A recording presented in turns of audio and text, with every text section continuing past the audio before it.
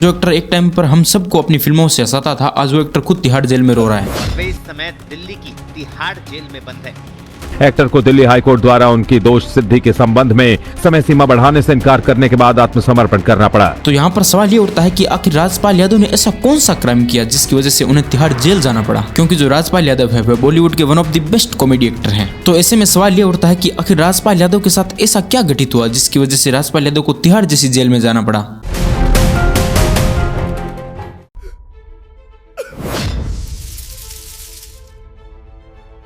देखो 2010 में राजपाल यादव की एक मूवी रिलीज होती है जिसका नाम अता पता लापता था, और इस मूवी को बनाने के लिए राजपाल यादव ने मुरली प्रोजेक्ट लिमिटेड नाम की एक प्राइवेट कंपनी से 5 करोड़ का लोन लिया था। लेकिन ये जो अता पता लापता मूवी है ये बॉक्स ऑफिस पर बुरी तरह से फ्लॉप हो जाती है और महज 42 लाख रुपए का बॉक्स ऑफिस कलेक्शन कर पाती है, जिसकी वजह से जो राजपाल यादव ने 5 करोड़ का लोन लिया था वो पूरी तरह से डूब जाता है। लेकिन इस मूवी को बनाने के लिए जो लोन देने वाली कंपनी थी मुरली प्रोजेक्ट लिमिटेड, वो राजपाल यादव से जो लोन अमाउंट है उसको चुकाने के लिए कहती है, जिसको चुकाने के लिए राजपाल यादव है वो अपने बैंक चेक्स देते हैं। लेकिन इस सारे सिनेरियो में दिक्कत तब हुई जब राजपाल यादव के दिए हुए चेक हैं वो बार बार बाउंस हो रहे थे, जिसके बाद 2018 में राजपाल यादव है उनको कोर्ट में बुलाया जाता है, जहां पर जो कोर्ट है वो राजपाल यादव को 6 महीने की सजा सुनाती है। लेकिन जो राजपाल यादव है वो कैसे करके कोर्ट से कुछ समय की मोहलत मांगते हैं। इसके बाद जो कोर्ट है वो राजपाल यादव को लोन अमाउंट चुकाने के लिए थोड़ा टाइम और देता है, फिर भी राजपाल यादव है उनके जो चेक्स थे वो बार बार बाउंस हो रहे थे। और जो बैंकिंग रेगुलेशन रूल्स है उसके अनुसार जो चेक है वो बाउंस होना भी एक क्रिमिनल ऑफेंस है। लेकिन टाइम के साथ साथ जो लोन अमाउंट है उस पर इंटरेस्ट लग कर जो लोन अमाउंट है वो 5 करोड़ से 9 करोड़ हो गया था, जिसको चुकाने के लिए जो कोर्ट है